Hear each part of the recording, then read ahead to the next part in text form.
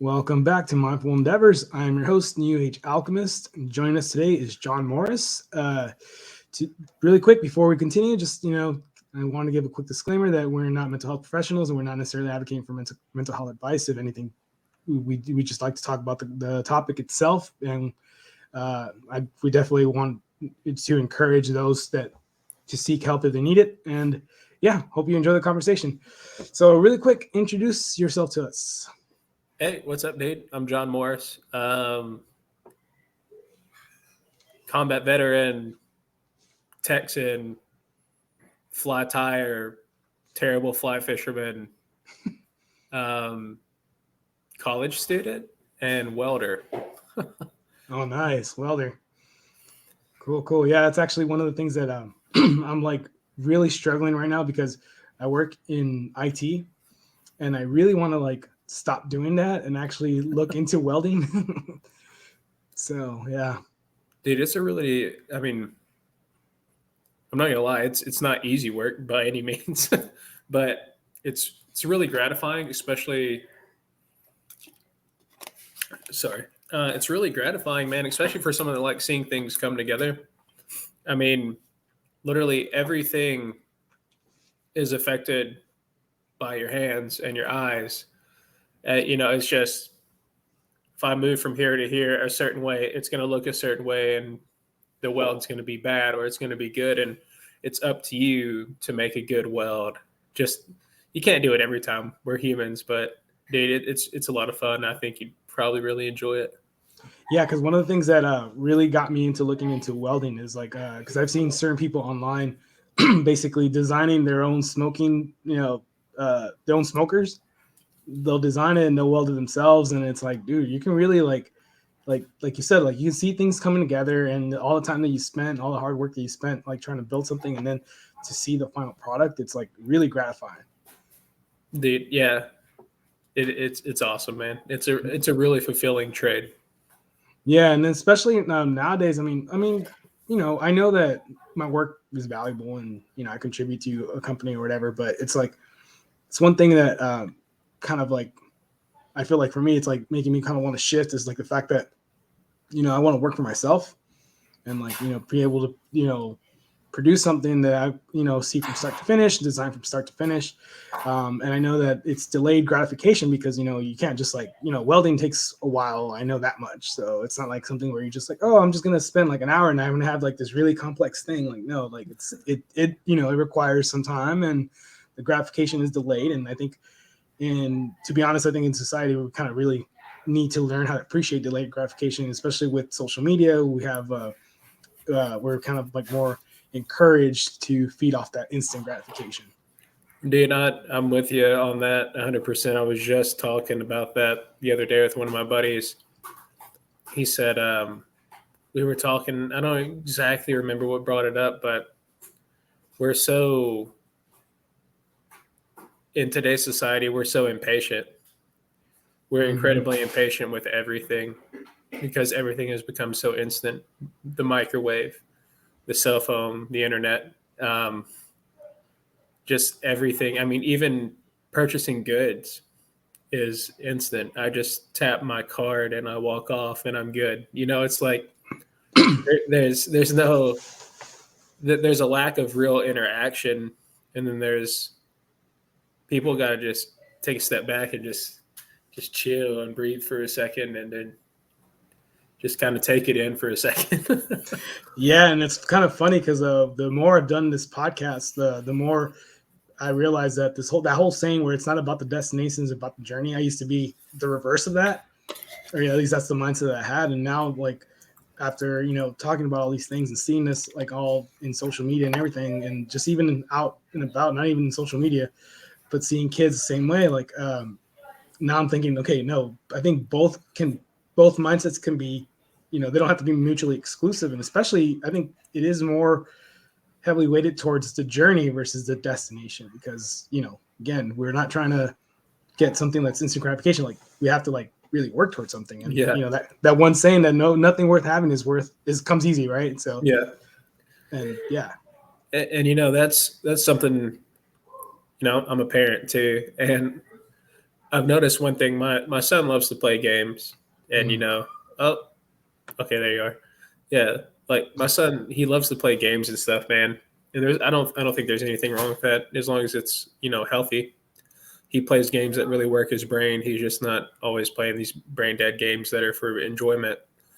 But one thing I noticed is um, when he plays Minecraft, it's pretty spectacular. He's building all these really grand structures and stuff. But you put him on an RPG game, like a fantasy game, to where it's not. Yeah, you still have that creative aspect and those creative avenues, but it's 200 hours down the road, and it's that investment that pushes him away from that style of game. I don't know. Maybe that doesn't pertain to what we're talking to, but it's just it's something that came to mind. No, I mean, I think it's relevant because I mean, you're right in the sense that it definitely is relevant because and I do see it with like family members as well. And I see because I mean, you have the internet, right? You have basically almost all the answers right at your fingertips. So where like I remember growing up playing video games, it's like if I like got stuck in somewhere, I would die like 10,000 times before I finally I'll be able to beat it. So and then nowadays it's like, oh, if I get stuck once, all right, well now let me see if somebody else has played it, and you'll see like forums and YouTube videos and a bunch of this stuff, and all of a sudden you figure it out. Well, you don't really figure it out. If somebody else did it for you. You kind of just are just mimicking that whatever that strategy. So I mean, it makes sense. Like it's incentivized almost. Like it really is like out there, and I feel like that like one of the things that I definitely got out of fishing because I just started about a year and a half ago is patience. Like that definitely resonates with me outside of fishing as well. Do you ever have those days to where you're just incredibly impatient even on the water? Yeah. Yeah. I think everyone does. I just wanted to ask,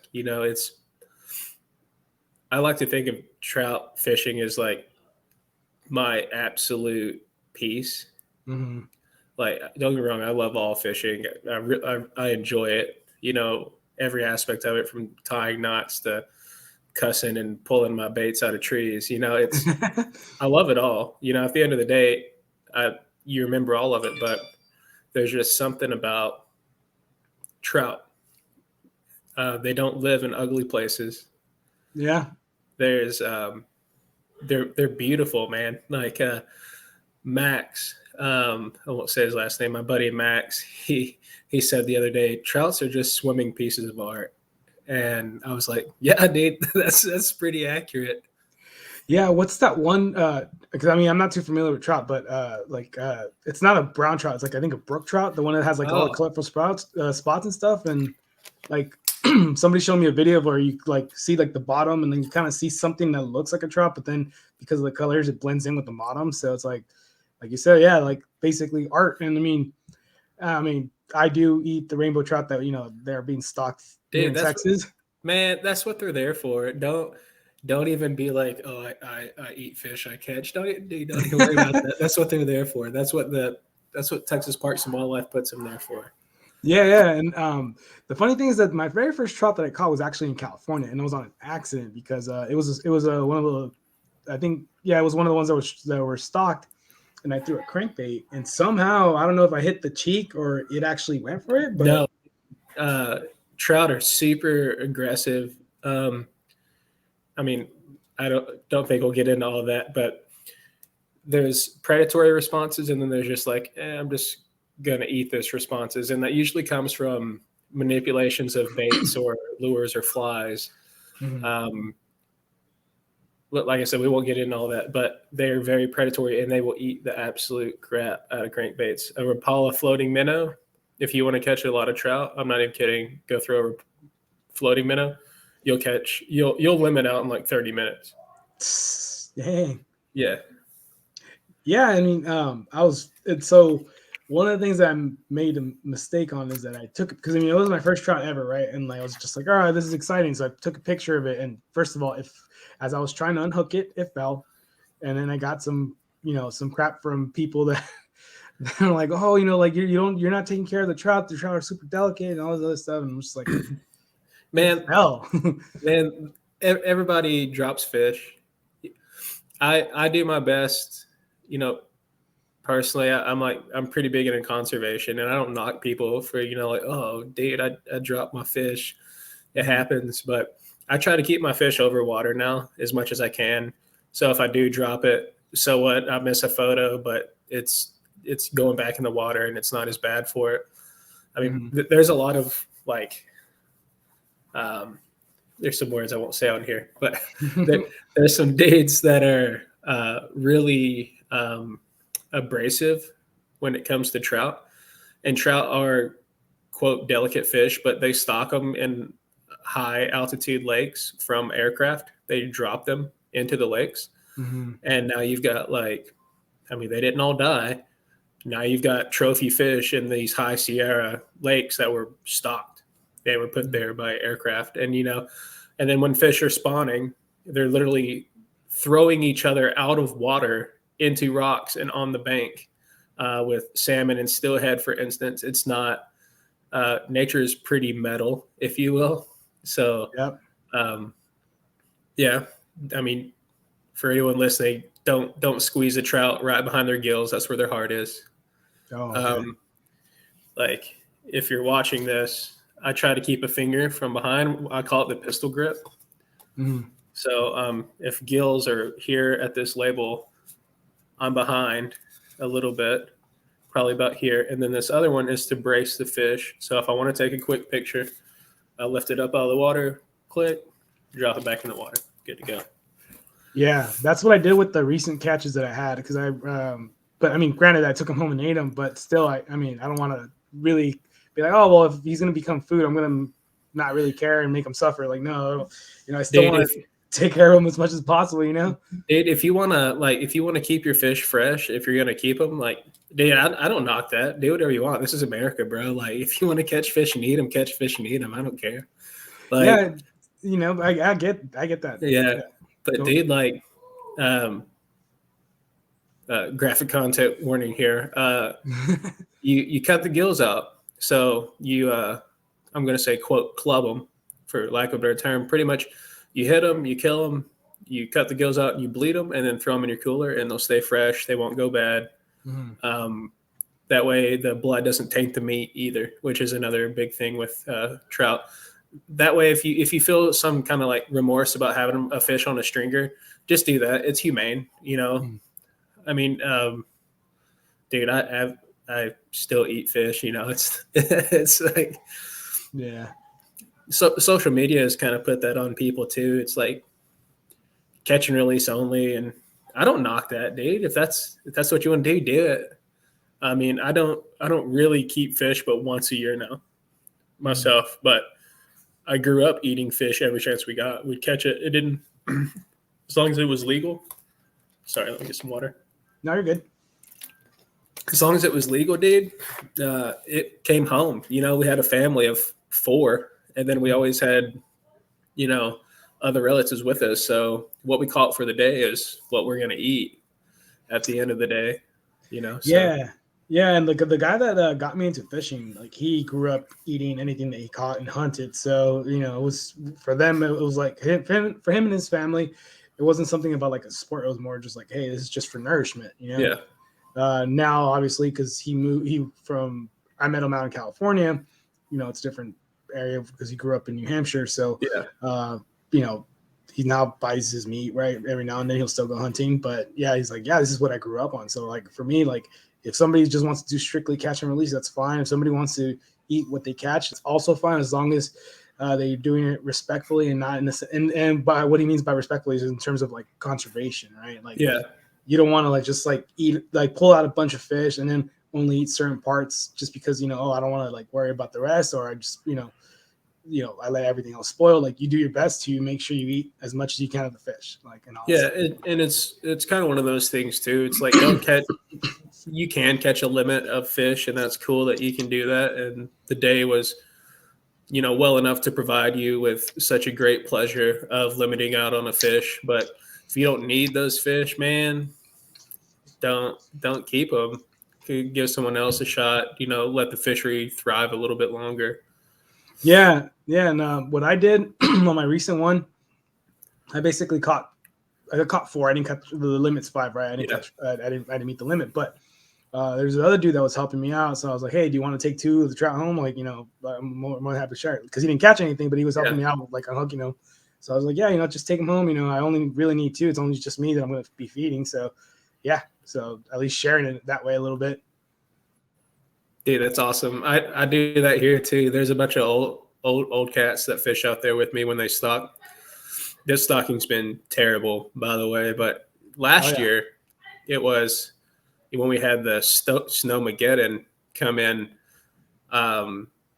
Dude, I was helping so many dudes get their fish, and I don't know, it was cool.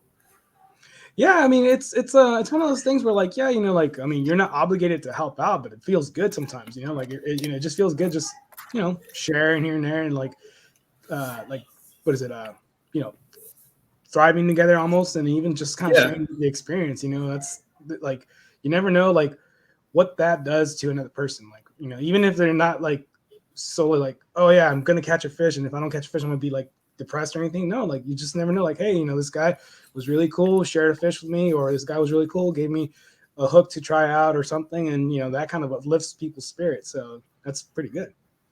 Yeah, dude, you got to give back, especially to kids that are getting into the sport. And dude, I'm not telling this story to be like, oh, John's such a good guy.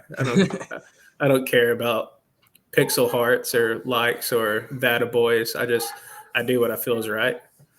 And I was on the river last Sunday. Sunday's kind of like my drive up into Arkansas and go trout fish day. And there was this dude, and he had his 2 kids with him, 2 little boys.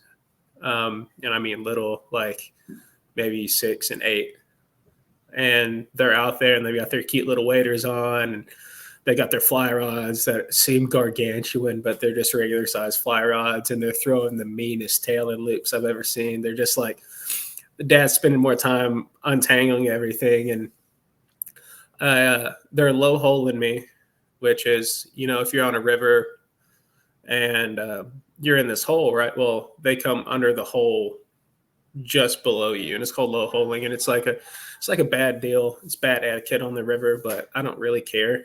I had already caught plenty of fish, and I hooked this last fish, and I look over, and the dad's looking over at me, and I unhook the fish and send it off on its way. I'm like, dude, I holler over him, and I said, hey, come take my hole, come take this spot. I told him where I was fishing. I cut the flies off my line, gave him all a fly, and then the smallest boy, I told him, yeah, just go wade out there, and then there's some rocks, and you can throw up by these rocks, and that's kind of where they're holding today. And it seems like I've been catching fish there for the past like 4 hours. And the little dude was like, is it too deep for me? And I didn't think about that, right? I'm looking at his waders. I'm like, man, those would fill up. So I took 2 steps. I was like, man, I don't know. And I turned around and took 2 steps. And something said, give this boy your wading stick. So I did. I took it off my lanyard and I gave him the stick. And then I was up by the truck, and I took my waders off, and I peeked back down on the river, and I see this little dude like Gandalf out here going through it. And I was like, that's awesome, dude. I'm really glad I did that. And I hope they caught fish and they had a good time. The dad told me, he's like, yeah, we make a trip once a year to go fly fish this river, and this is their first time coming with me. And I don't know, dude, it just felt good. That's like that big fish karma. That's what my buddy David calls it. He says if you do something good on the river, if you pick up trash, you release a good fish respectfully, you treat nature with reverence and just share that adoration, and just being a good angler and not being a piece of crap. He says that's big fish karma. Every time you do something good on the river, that goes towards your big fish karma. So yeah, I mean, I would definitely even extend it to say like just karma and good karma in general. Like, like there's got to be, you'll get rewarded some way, shape, or form. Yeah, because well, I mean, it's not a contrasting story, but the funny thing is, like, so one time, I was out fishing at a pond, and this little girl came over, and she was like asking me all these questions, and I didn't have a problem. Like, I answered all the questions, and she's like, Dad, like, her dad comes over, she goes, Dad, I want to try fishing. So without even thinking, I was like, yeah, you can try you can try casting with my rods, but I forgot that I was on a bait caster. And this little girl was like 7 or 8 years old. Immediately backlash to heck and back, and I'm just like, I forgot that it's a bait caster. Like, if it was a spinning reel, like, and I had one in the car, but I just didn't take it out. I should have just taken out the spinning reel and taught her on that. And she's like, I'm so sorry. I'm so sorry. I'm like, no, it's not your fault. It's not your fault. I mean, it really wasn't her fault, because one, I didn't explain how to cast it, and two, she didn't, there is a little bit of a learning curve when it comes to bait casters. Not a whole lot, but there's enough. Well, dude, I would say you're light years above a lot of folks in that aspect, because I think there's a pretty large learning curve. Oh yeah, for a bait caster, dude. Oh, like setting it up, even how you put your line on your reel has an effect on how it casts and how it retrieves. And do you roll cast by chance? You said you're kind of newer to fishing. I'm just kind of. Do you roll cast your bait caster at all? I have a couple times. I don't do it often though. Yeah, dude. So, my biggest tip. I mean, you're probably a pro now. You're probably like skipping under bushes and stuff, but as you cast out, especially if you're bombing a bait out, turn your wrist sideways and take your spool off this axis and put it on this axis. It slows your spool down.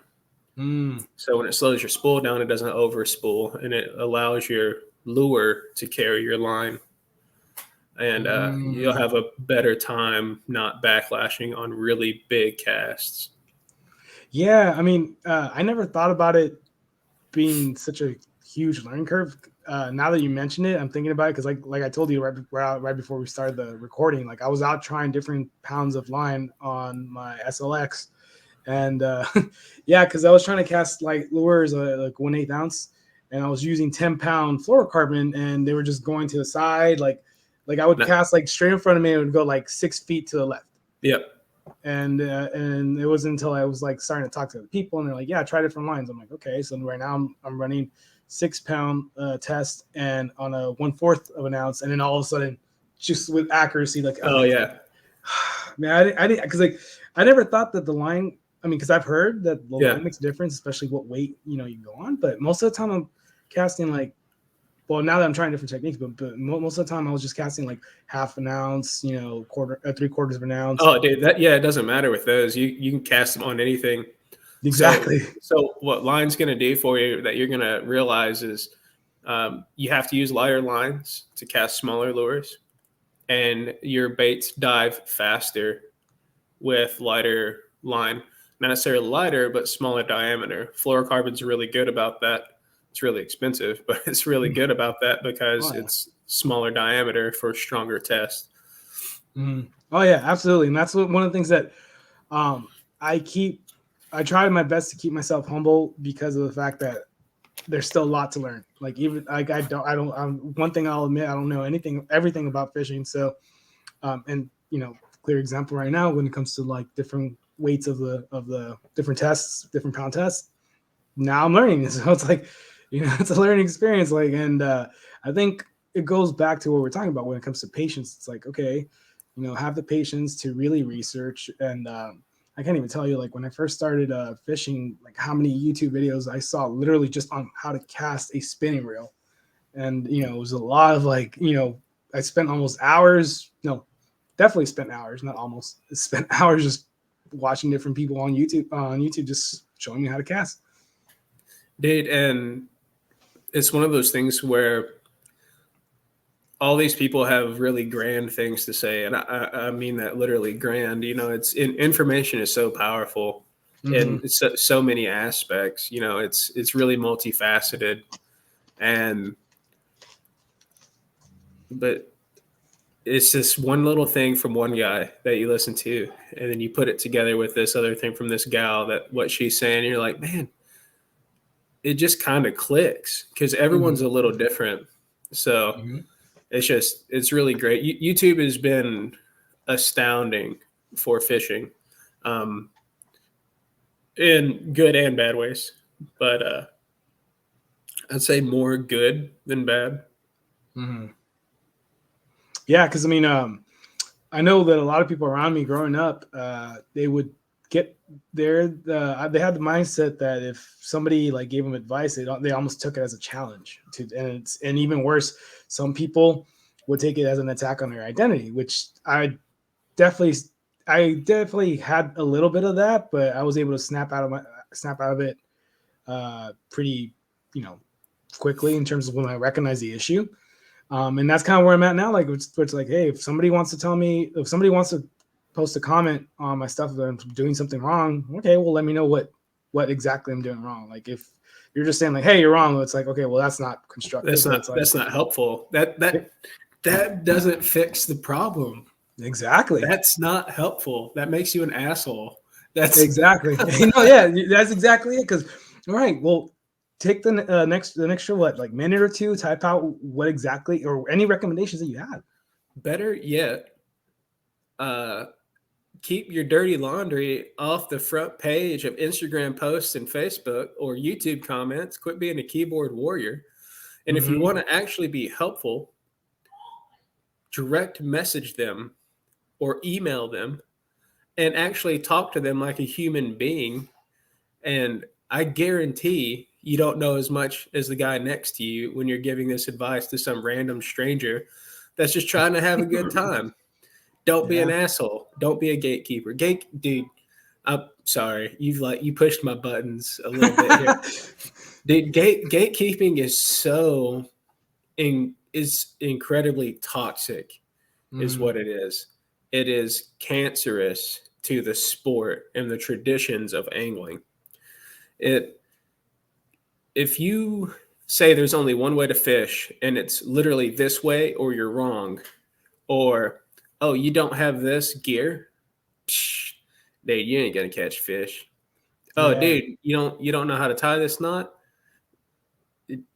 Who taught you how to fish? And people are just they get so high and mighty on their soapboxes made of pixels, and it's so bad for the sport, man. And if you're not sharing information and if you want to give your 2 cents that no one asked for, unsolicited advice is bad advice, by the way. And my grandfather used to tell my dad, and then in return, my dad told me, my grandfather used to say, take advice from everyone and listen to what everyone has to say, and then do as you damn well please. And so in return, that's something I'll share with my son someday. But it's if you don't want to give a solution to a problem, you are part of the problem. Stop being an asshole. No, yeah, and I have two scenarios. One that just happened recently, and one that happened when I first caught my very first carp. So I was trying to make sure. I mean, I didn't have a net, so it was really tough to kind of like get them out without like, dragging them anywhere. And I did it somewhat successfully. The problem is that it was still pretty lively and it just started shaking, right? And when I was getting ready to take the picture, it shook and it fell and it rolled a couple times. So there was a bunch of grass on it. Yeah. And I still took the picture anyway, because again, I didn't really understand like how delicate a carp is, right? And when I posted that picture, there was a few comments that were just like, oh, you don't know how to fish, and stop fishing if you're gonna if you're not gonna respect the fish and all that stuff. But there was one comment though when like it almost sounded kind of condescending, like if you read just the first sentence, but then after that it's like he was basically just saying like, you know what, like you got to make sure that you have a mat and all this other stuff, and there's this and that. And he sounds European, by the way. He was European. He was European. Yeah. I gathered that. Yeah, right. Well, yeah, because I mean, like I think Europeans view carp like we Americans view bass. So it's not even that. It was the mat thing. They have unhooking mats. They're required to be able to fish in the United Kingdom. Oh, I didn't even know that. They have to have an unhooking mat. They have to be a part of a fishing club. They have to have a rod license in order to fish. Oh, wow. I didn't even know that. Yeah, it's pretty bogus. But carp were put here. Just throw this out here. Carp were brought here as a food species. They are fun to catch. They eat a lot of stuff, and they absolutely also destroy a lot of fisheries, like a lot of fish that we have here in the U.S. specifically. Um, some parts of the U.S. they're trophy fish, they're game fish, highly revered. Let's say Texas, home of the double-digit largemouths. We produce big fish in Texas.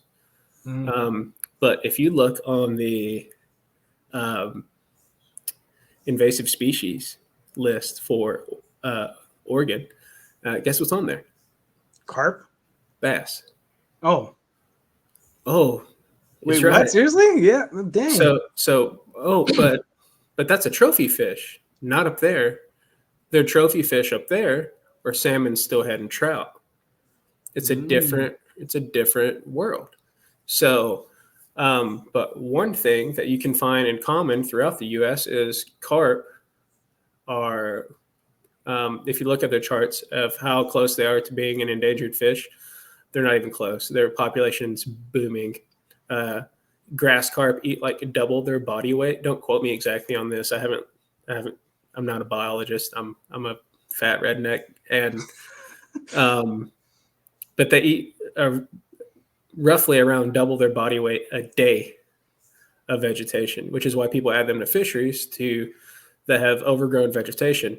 But the thing is, those carp start getting giant, and a big carp in a smaller body of water starts kicking up a lot of mud. So you can take a very healthy fishery without a lot of turbidity and then give it 5 years and it's a mud puddle. So it's a very delicate thing when adding fish to fisheries, but don't feel bad about your carp, dude. Don't feel bad about your carp, and don't worry about it unhooking, Matt. I mean, I ended up getting one. And I was just like, all right, well, it'd probably be easier for the fish, to try to unhook it there, and it was easier for me too. So I was like, all right, cool. So the unhooking mat thing is to keep the fish stable, like larger fish, really big fish, dude. You shouldn't really be brought out of the water. It's just bad for their spines. Like sturgeon, if you ever see someone like hero shotting a sturgeon, a hero shot's like I don't know if you're familiar with that term, but it's like, so a hero shot is when someone has like this big fish out and they're like, they've got this fish up here and they're like, they get that picture. This is like your glamour magazine photo shoots, like Instagram shots and stuff. Those are typically pretty bad for fish. Your best bet with any fish is keep it wet and take your pictures and send it on its way. I try to carry a net with me like majority of the time. I keep the fish in the net and I take most of my photos in the net, or shove your net in a rock where it sits there. Keep the fish in the water, let the fish kind of stay calm as you can. And then, get your camera gear ready, take your pictures, get your release video, no harm, no foul. There's ways to do it, but dude, it's a carp. People call them sewer salmon. They call them sewer salmon, dude. Like sewer salmon? That's the first time I've heard that. Yeah, they call them sewer salmon, man. Like they fight like hell. They're super fun to catch. They do a lot of good in fisheries, but they do a lot of bad in fisheries too. So, I mean, don't get it twisted though. Like I still like catching all fish. My favorite fish is a quote trash fish. Like my favorite fish is my favorite fish to catch and to pursue is long-nosed gar. Okay. Oh, okay. My favorite fish is a brook trout. You can't beat ripping up streamers for giant creatures from the depths, like 20, 25 pound, 50, 55-inch fish, just rows of teeth, like unexploded torpedoes of power. You hook one and it's just dormant, and then you've awoken the beast. It comes to life and it starts ripping line off, and you're on for a fight of a lifetime. and you can't beat that, dude. But it's a trash fish. People shoot them with bows, and people throw them up on the bank because there's a really bad stigma that surrounds them, because you see a really large fish with a lot of teeth and you instantly think predator. Well, it is a predator fish, but it eats small fish. Its typical forage for a long-nosed gar is 4 to 6 inch bait fish, like shad specifically. For long-nosed and spotted gar, it's bait fish. They're eating bluegill, dude. They're eating bluegill and shad, and yeah, maybe they'll get a bass or something, but that's not what they're after. But people are like, oh, it's killing my bass. It's eating all my crappie. No, dude, it ain't. Like, stop throwing them on the bank. Stop slowly killing these fish. Stop it. Yeah. Well, yeah, because I mean, I definitely got an appreciation for carp, just because I'm a bit of a nerd, and Pokemon. You have Magikarp, which is a useless Pokemon, and does splash and it does nothing. Everybody knows that. Like, everybody that's played Pokemon, so it's like, all right, carp, they must be pretty weak. And then it turns out, like, I see my entire rod literally bend in half as I hook one. I'm like, oh crap! And that's the one thing that I told you about patience. Like, when I first started like targeting carp, I would see the rod twitch or anything. I'm like, I got a carp. And then I would set the hook, and there was nothing to set the hook on.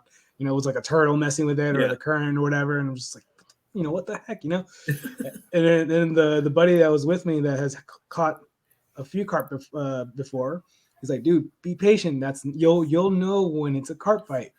And then I started getting I started noticing the distinction between a catfish bite and then the carp bite, because I was getting catfish at first. And you know how, like, when they hit the catfish, they'll like crash. I mean, when the catfish will hit it, they'll crash into it, and you see the rod bend forward, but then stop back, and then it'll bend forward again. And then all of a sudden, I finally hooked my first carp, which I didn't get to like land because I wasn't sure of like how to like bring it closer to the bank. Yeah. But when I see the rod move, all of a sudden I just see it bending, boom, it's gone. And I'm like, whoa. And that's when I was like, okay, these are definitely carp bites, because they basically just shoot out like a missile. They don't like crash it. They just grab it and they just shoot out like a missile. And I was like, whoa. And I was just like all, like excited. I'm like, I got my first carp. And then all of a sudden, like, boom, it's gone. I'm like, dang it. Dude, it's big fish like that. So, I mean, we can talk carp here for a second. Like, I adoringly call them sewer salmon, but carp are really spooky fish. They're actually really hard to catch. Their entire body is a lateral line.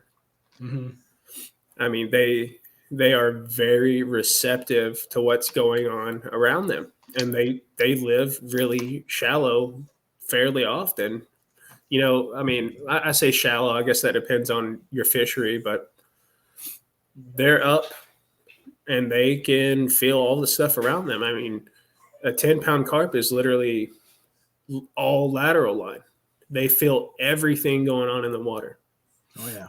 And they are incredibly powerful, dense fish. I haven't caught one on the fly yet. I don't have anywhere around here to go pursue carp, but it's on my list. I want to catch a carp on the fly real bad. Same, dude. Same. Well, I mean, first of all, I have to learn how to fly fish, but once I do, dude, fly fishing's easy. Fly fishing. I tell you what, dude. I tell you what. You get me where there's some carp, and I'll get you behind a fly rod. All right, that sounds like a good deal. Yeah, we can do that. Yeah, no, definitely. Because I saw a little fly combo from Academy, and it was like $30. Don't get that one. I was just thinking about, like, I was thinking like, hey, I want to get this one, just because, like, hey, if I break it, it's only $40, whatever. But I talked to you, the only other fly fisherman that I've had on the show. She's like, no, don't get it, don't. That was my first one ever. Oh, yeah. I caught largemouth, crappie, trout, all on that fly rod, all of them on that fly rod. The reel's terrible. The line's really bad. The rod is, I'd say, if okay is on like a scale of 1 to 10, okay is like a 3. It's like a 2.5, right? Dang. So it'll catch fish and it'll get you on the water.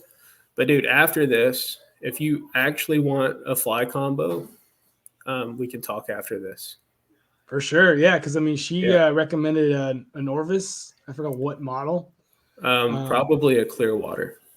Maybe. Yeah.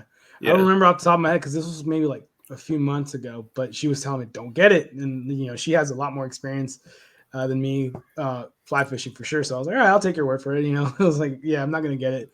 And yeah, but once I learn, I'm definitely going to put, catching a carp on a fly rod as one of my top things to do. Dude, I will have you know that if you get good at that, you should guide for it because people pay good money to go catch carp on the fly. It's not it's it's a skill.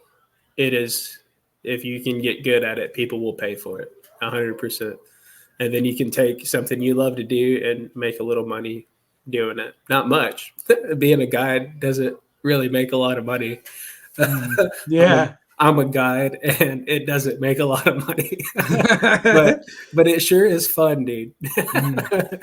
Well, yeah, because I mean, that's the funny thing that recently, since I've been posting, I think towards the end of last year, I was adding a bunch of carp pictures on Instagram because you know I've been catching a lot more carp, especially once I figured out how to target them. And now I'm getting like a few messages here and there, like, "Hey, so what do I do to catch a carp? Or you know, what bait should I start with, or what this, or what setup?" And like, dude, I need to make an intro video on YouTube or something to start because you know I've gotten a few questions and it's like, yeah, like, so I can definitely see that you know that being a kind of not you know like a super lucrative business, but like Yeah, there being demand for it. there is, man, and it's just fun, dude. Yeah. Fly fishing's fun. Yeah, and I mean recently, like I posted a reel about just kind of like sharing your passions with people, and like you know, it was one of those things. It was a video of me teaching my niece and nephew how to fly, how to fish in general, which you know, I grew up in a city, so I didn't really know how to fish, and my parents didn't teach me because they didn't know how to fish. So it's something that I want to start now. I'll start with my niece and nephew since I'm really close with them, and then if I have kids of my own, I'm definitely teaching them how to fish and how to do all these sorts of outdoors activities because I definitely see like how they like got like they build up. You can see like literally their self esteem building like as they learn how to cast. Like you could see that, and it's just like it's It's very beautiful.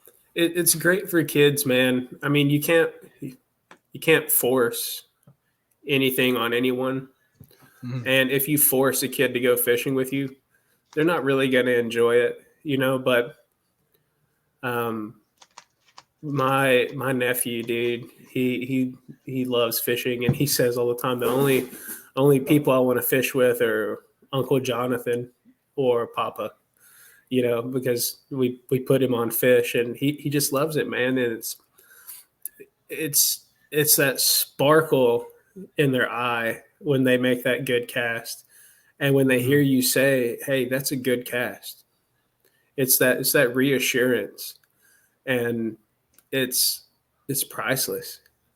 It's Oh, priceless having kids out there fishing. It's just awesome, man. I know the feeling because again, I like exactly what you just described. That happened. Like my niece and nephew when they got a first good cast, and I was like, "Holy crap, you casted pretty far! That's a good cast!" And they're like, "Yay!" You know, waving Yeah. their hands in the air and everything. And I'm like, "All right, now reel." You know, so it's like, but it was super fun. Like they enjoyed it, and like that's why I'm like, I'm just like I want to share this information and like these stories to see if like other people like hey you know maybe I'll just give that a try like and even like if it's not a tradition that people grew up with I mean there's ways to like research information how to get into it. I mean a lot of information nowadays is basically free. I mean you just go dude, on Google. dude, it is. Information's free, and um, I guess I was supposed to come on here and talk about fly fishing and a little bit about me, but we ended up talking about carp. Yeah. Uh, dude, don't let people um, get you thinking that fly fishing has to be like incredibly expensive. It doesn't. Um, a lot of rods are. It's pretty spooky, man. I mean, some of these rods are house payments.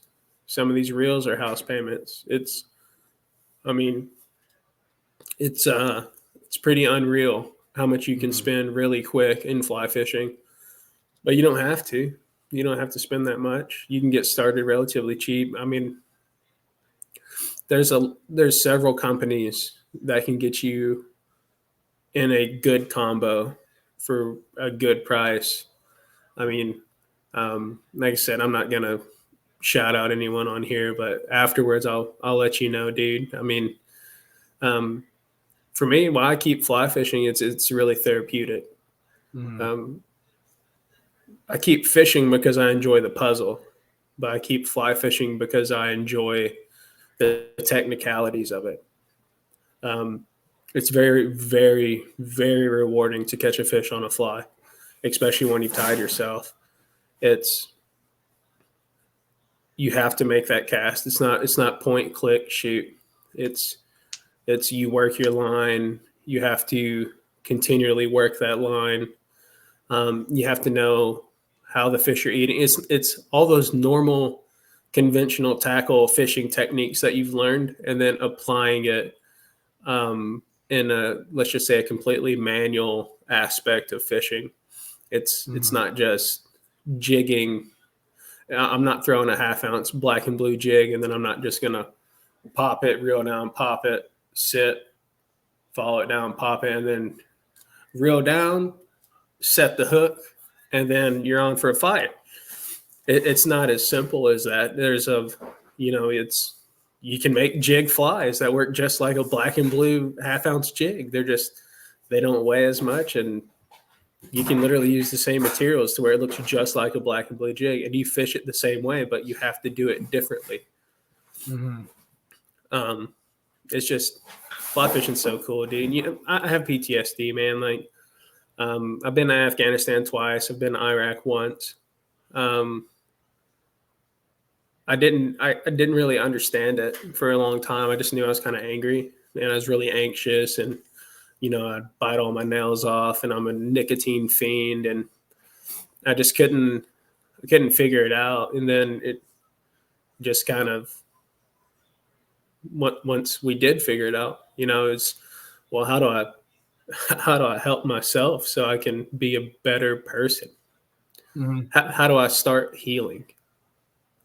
And fly fishing was that missing link for me. It was the knots, all the knots, the tying your flies, the working the line, the casting. It works those small muscles in your brain. Project Healing Waters and a lot of other experts have done scientific studies, and there's scientific journals and reports out there about how it helps repair the brain. So, I mean, I didn't understand why it was so nice, but that's part of it. Yeah. There's a beauty to it. It's like this cerebral extension of your body. It's pretty rad. No, yeah. No, and like I can definitely see that, and I agree that it's therapeutic. And that's the thing about mental health. It's not a one size fits all, right? But there's a lot of like things in the outdoors, and that's why we have to respect nature so it could stay there for other people, not just for ourselves, right? We do our best to conserve. We do our best to make sure that we don't trash anything, and that way it's there for other people to thrive on it, and alleviate like their need for adventure, and then that in turn like improves people's mental health, and just overall, just because we're not really meant to be in like concrete structures for so long. Like we're meant to be outside. You can't just always be in the concrete jungle, man. Yeah. You gotta find. I don't care if it's your park.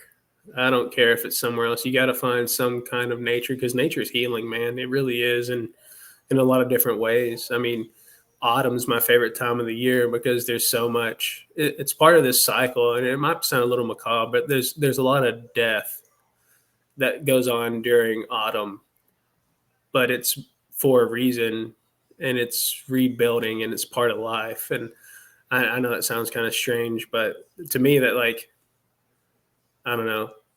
To me, it symbolizes growth, because it's just rebuilding. It's part of this cycle of nature, and it's really pretty at the same time. It's Oh no, dude! I love autumn. I love falling leaves. I love. I used to love fishing. To me, that meant jerkbait season too. Mhm. You know, but Well, yeah, I mean, I didn't really get to appreciate autumn until I basically moved to Texas because I was yeah, in SoCal for most of my life, and everything's basically the same. It's like one season, it's kind of mostly sunny, like, and that was it. Whereas like here, like, oh, there's actually different kinds of season, and then when once late October, early November hit, all of a sudden you see different colors of leaves, and they're all slowly falling down, and you're walking to a fishing spot, and you're just kicking a bunch of leaves, and it's and that little crunchy feeling little crunchy sound that you hear from walking on leaves, like I just like enjoy it now too. It's like it's nice. yeah, It's you know, nice, man. and that's what you like when you're saying like if you're just going to just a park, even just a park, just doing that, getting that feeling, it's great, Just, I mean, you got to think too that there's a lot of history. There's a lot of unspoken history in your surroundings. Mhm. These really giant trees. Just think of if they had a story to tell, what would it be? And you know They're what? I've thought of that several times because it's like if they can talk, would they call themselves a tree? Something like that. yeah, So but it's and just circling back, we do have to be good stewards mhm, of of our environment. mhm. Um, we got to keep it clean. Um, Something I recently learned, I'm going to share. Rock cairns, it's CAIRN.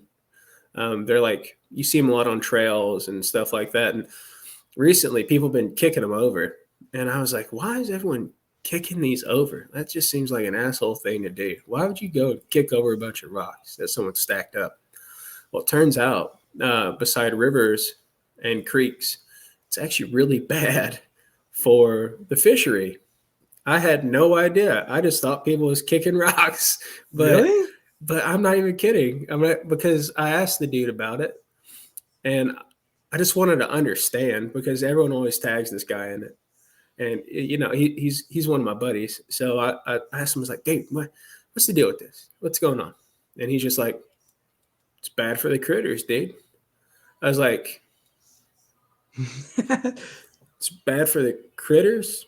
I need more than that, dude. Like, you can't just tell me it's bad for the critters and expect me to this insatiable thirst for knowledge to be quenched off of it's bad for the critters." Yeah. And he's like, "Dude, it's bad for the critters." He said it again. I was like, "Man, I'm done with you." I was like, "I'll go figure it out for myself." So I read up on it, and sure enough, it's bad for the environment. It, Oh, yeah, but on trails, leave them alone on trails because they mark safe trails. ah, But but like, what about it is bad? Like around like the streams and everything. it's bad for the critters, man. Come on. No, so what it does is it takes habitat away from specifically microorganisms. Mm, It creates early erosion in specific areas due to a massive amount of rocks being placed in one spot. okay. Actually starts eroding that spot quicker than others. Um, it takes away natural, um, let's just say, paths, for lack of a better term. It takes away natural paths for other animals. Like imagine this beaver's like been, I mean, smacking jaws on this tree for like, I don't know, let's say 5 days. He's working a 40-hour work week on this tree, and you and I go down there and we make two of these little rock spots. Beaver comes down there on Sunday to go collect his paycheck, and he can't move his tree now because we Mm, have blocked his path. wow. Yeah, and it's something that you don't even think about until you actually like research it. That's interesting. It's bad for the critters, man. It is definitely bad for the critters. It was just something so little that I wanted to know about. Yeah. And did you know there's differences between um, a stream and like a river and a creek, that we all call them like the same thing, but they're completely different? I just recently learned that also from one of my biologist buddies.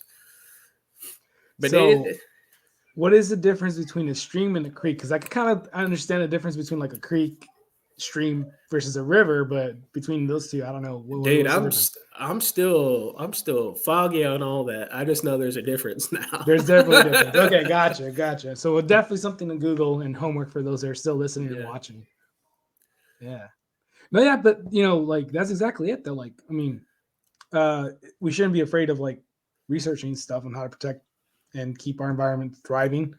It's one of those things where where I think again back to just to reiterate the point, like if we treat nature well, it'll treat us well again, and we also have to not underestimate nature because nature can be, like you said, pretty metal.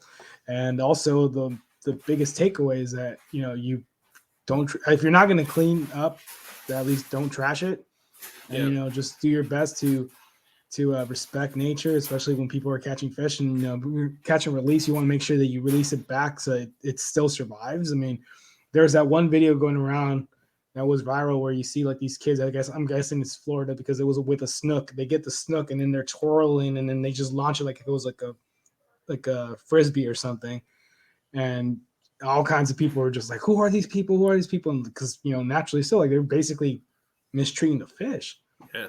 And that's the kind of stuff that we want to avoid. And like you said, we want to be good stewardess. And if we want to attract people into the sport for whatever reason that they want to, like, enhance their life in whatever capacity, we got to be good stewardess.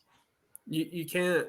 I mean, that goes in the whole back to gatekeeping thing too. Just because you know a lot about conservation and you're very passionate about it, that's awesome. But you also have to be understanding in a lot of ways. A lot of people, they just don't know.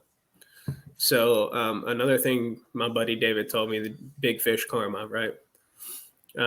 David said you have to hold yourself accountable to try to better the knowledge of other anglers in a positive way.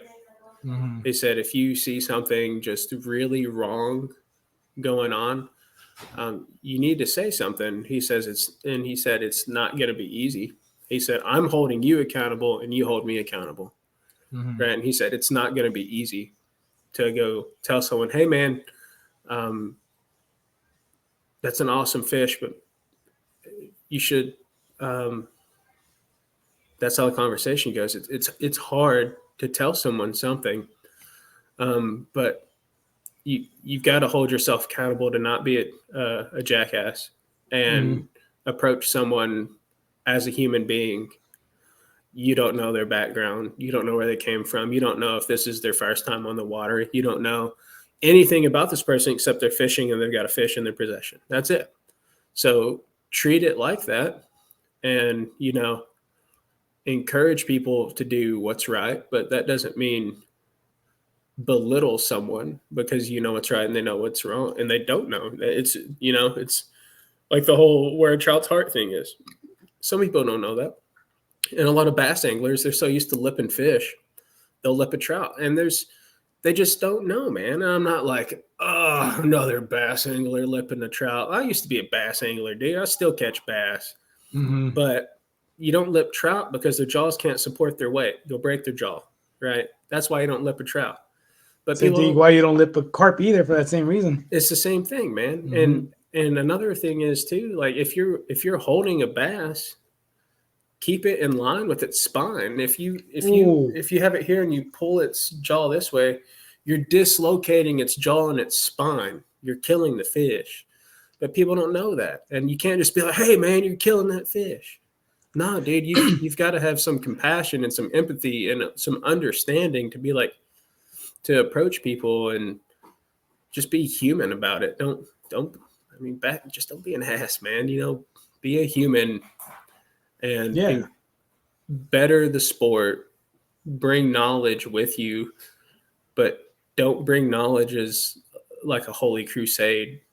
Mm-hmm. Don't be like, hey, you have to do it this way.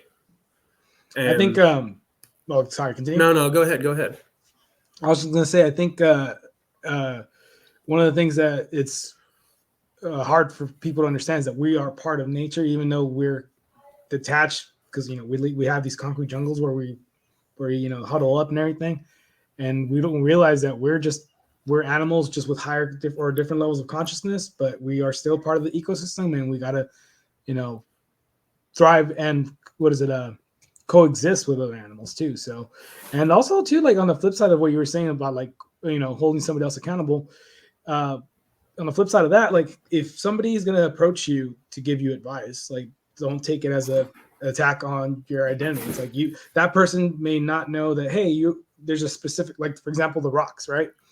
Like I don't know about kicking rocks, or somebody else doesn't know about kicking rocks, and they come up to you like, why'd you just kick those rocks? It's like, well, this is the reason why. Like, rather than just starting an argument, right? Like, it's like, oh, mind your own business. Like I'm doing this for conservation. Like I've seen those kind of interactions where it's like they're unnecessary. And and all these videos get super popular on YouTube. They're like, you don't own the water, bro. Well, the thing is, some people do own parts of the water, bro, and you have to be respectful of that. I forget the exact word. It starts with an E, but it's where private landowners allow public access up to a certain length of distance on their property. And it's really big in a lot of the northern, especially like northeastern states for fisheries, because so many people have bought up this land and they own the land. And, there's some fishing clubs up there it's like $58,000 a year to fish the club because they've got like trophy fish and it's on private land, and the club works with the landowner and they get a cut of the money. But don't just assume because you're on some water that you don't own the water, bro. And, people talk about like navigable waterways and non-navigable water. There's no strict definition. I mean, there is, of course, a definition of navigable, but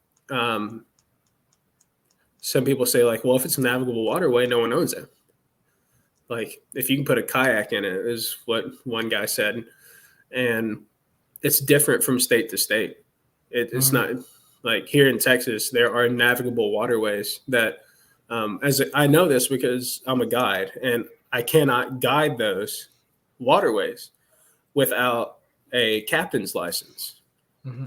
I have to be a captain, which is a incredibly lengthy, expensive, and hard process. So shout out to all those dudes and gals that are captains of these ships and boats and stuff, because that's a lot of work, man. And I'm not about to do that, but just you got to be respectful when you're on the water. It goes back to like that whole etiquette thing of like when you're on the river, low hole and high hole and leapfrogging people. Like where I fish, there's not a ton of people, so it's not a big deal. But some fisheries, you're combat fishing, which is like you're shoulder to shoulder, and you just can't help it. I mean, you're going to end up fishing the same hole as someone else. And they're like, oh, you're low hole. I mean, dude, you've been here like 4 hours in this hole. You haven't moved. You haven't caught a fish, man. I'm going to fish the hole. Yeah. And you just got to you have to know when to interject, I guess. Like there's some times to where the risk isn't worth the reward kind of deal. Like you'll get a feel for it. There's some people you just probably shouldn't approach and say something to. It's honestly probably better to be a Karen, or a Kyle, and call Game and Wildlife, man. Yeah. Just call them. I mean, there's some times where you just probably shouldn't get in it, and it doesn't make you a tattletale or a snitch or something. It's I'm not saying go out there every day and be like, oh, this guy's catching fish over here like this. Like, give them a call once, let them come out there and see what's going on. I mean, they're pretty receptive. That's what they're here for. They're here to preserve at a higher capacity than we are. Yeah. That's all game and fish is there for. They're to take care of our land. So don't be afraid to call them, man. And you can't get all twisted about it either. Don't be calling just because you want someone out of a hole. That makes you a bad person. Yeah. You know, The thing comes down also to like maybe like I don't know if I want to say like taking themselves like they're taking themselves a little too seriously. I don't want to say that per se, but somewhere on a spectrum of like I'm gonna do this because it's the right thing to do versus like I'm gonna do this because I feel great because I'm doing the right thing. You know, like that kind of stuff. You know. That's like giving a dude money or food and then having your phone up and be like, look, I just gave this dude all this food and money. It doesn't make it a good deed or the right thing. If you're not doing it for the right reasons, it's a bad thing.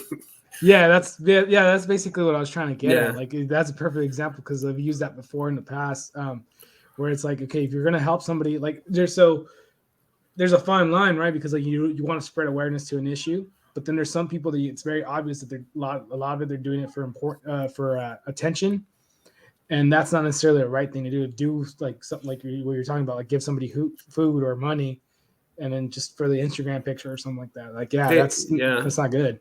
And you know, there's such a hard line to walk too. I struggled with that a lot. Mm-hmm. So I own a fly company now, but it used to be a bait company. I used to make soft plastics and flies, right? And in my first month of business, which was December of 20, I had all these hats made, and I sold them all, every one of them, in a week. And I used every bit of that profit to go towards a children's organization, to where the kids could have a sponsor to either take them fishing or hunting, and it was for less privileged children from families that couldn't necessarily afford it or were from a broken home, things like that. And it gives them a chance to go fish or hunt on like a guided, safe trip. And I had the hardest time making the post because I was like, I want these people to know where their money went for those hats. Those hats are more than just the start of a business. Those hats that is a symbol of helping someone else out. I didn't take any money off that at all. I didn't keep money for the cost of the hat. I literally donated everything back to that organization, and it was enough for 6 kids. But like I said, dude, it was hard to make the post because I didn't want people to be like, oh, he's just looking for likes and looking for all that stuff. And it's like, no, I just wanted them to know where that money went. So and sometimes you can't even help it too, because like even if you do like project it in a way it's like, okay, like I want you guys to know where your money went. Your money's being put to good use and all that stuff. And then some people will still take it as like this guy's bragging or whatever. And it's like, I mean, you know, at a certain point, it's like, you know what? Put out the energy. Whoever responds to it in a positive way, that's great. Whoever doesn't, you can't really do anything about it. Yeah, dude, just pass the vibe check. Like, I don't care. You know what I mean? Yeah. All right, cool. Well, on that note, we're getting close to, I think we're probably past the 1 hour mark, but that's okay. Any last things you want to like say? Any of the final thoughts? First of all, where they can find you, of course, and then any final thoughts?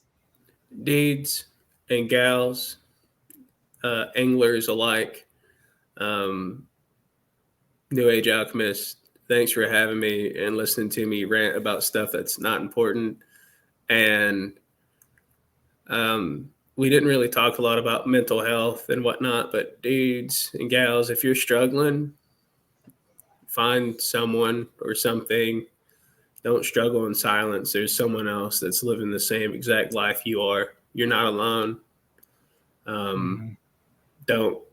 Sometimes you got to put that weight down. All right. And that doesn't mean throw it all away. All right. Sometimes you just gotta share that burden, what you perceive as a burden. And it's not. There's plenty of people that are willing to listen. And like he prefaced before this, we're not experts. All right. But there's people that live it and talk you've got to talk to people. You can find me though at Morris Flyco on Instagram. I run a podcast myself at Working Class Fishing. You can find us on YouTube, Spotify, Anchor, all that stuff. We're just some kind of rowdy fishing folks that we'll let you know if it's explicit in the title. Otherwise, it's family friendly. You'll find about 4 of those family friendly ones, and the rest maybe don't listen to around the dinner table. But stay fishy, keep fishing, stay outside. That's what Brandon says. Yeah. Dust off fishing. He says, stay fishy. I love that, dude. Yeah, dude's awesome. But just get outside, breathe some fresh air. Yeah. I mean, that's great. And honestly, like, to add to what you're saying, don't underestimate the power of just going out to a park, especially if you live in an area where you have plenty of different colored leaves and stuff like that, and just don't underestimate nature. Like, it can definitely affect you in ways that you never even thought possible. And if there is an activity that you want to do, make sure you do your research to basically do it. I don't want to use the word proper, but at the same time, it's warranted to use, the proper way of doing something. Just you respect the surroundings of where you're doing, like when you're fishing, all that stuff. So you would definitely want to do your research, and that way you can enjoy to the fullest what nature has to offer. Don't let it keep you from getting out there. But exactly. But like this title to this here show, it's mindful endeavors. Just be mindful and be respectful and enjoy your lives. Absolutely. All right. So that is it for this episode. I hope you enjoyed it, and I'll see you guys for the next one.